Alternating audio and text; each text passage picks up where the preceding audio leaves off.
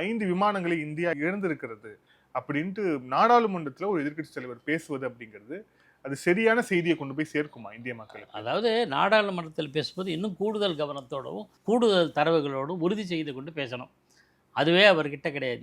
இது ஃபர்ஸ்ட் டைமில் பெகாசஸ் பற்றி இஷ்யூ வரும்போது என்னுடைய ஃபோன் கூட ஹேக் பண்ணாங்க, ஒட்டு கேட்குறாங்க அப்படின்லாம் சொன்னார். சரி உன்னோட மொபைல் கொடு, ஆய்வு செய்யும் அப்படின்னா கொடுக்கவே இல்லை.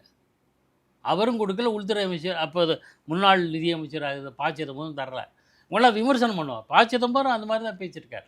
பல விஷயங்களில் ப. சிதம்பரம் முன்னுக்கு பின் முரணாக பேசுகிறார்.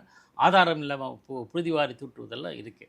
இதே மாதிரி இன்னொரு எலக்ட்ரானிக் ஓட்டிங் மிஷினை பற்றி சொல்லும்போது வாங்க ஆய்வு பண்ணுங்கன்னு தேர்தல் ஆணையம் கேட்டது. இப்போதைய தேர்தல் ஆணையம் இல்லை, பல ஆண்டுகளுக்கு 5-6 ஆண்டுகளுக்கு முன்பு.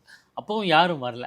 பீகார் வாக்காளர் பட்டியலில் முரண்பாடுகள் இருக்குது, இவ்வளோ பேர் நீக்கி இருக்காங்க, இல்லை பேசுகிறாங்க, அரசியல் பேசிட்டு தேர்தல் ஆணையம் கேட்குற ஏதாவது இருந்தால் எங்கிட்ட வாங்க விளக்கம் கேளுங்கன்னு மெயில் அனுப்பிச்சிருக்காங்க.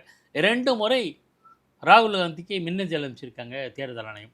பதிலும் இல்லை, அக்னாலஜ்மெண்ட் இல்லை. Yes I received your mail, அந்த தகவல் இல்லை. நேராக வந்து விளக்கம் சொல்லுங்க அப்படின்னு நேராகவும் போய் விளக்கம் சொல்ல. ஆக புழுதி வாரி தூற்றுவது, அதுக்கு ஆதாரம் கேட்டால் ஒதுங்கி கொள்வது அப்படின்னா உங்களுடைய நம்பகத்தன்மை கேள்விக்குரியதாக இருக்கு இல்லையா?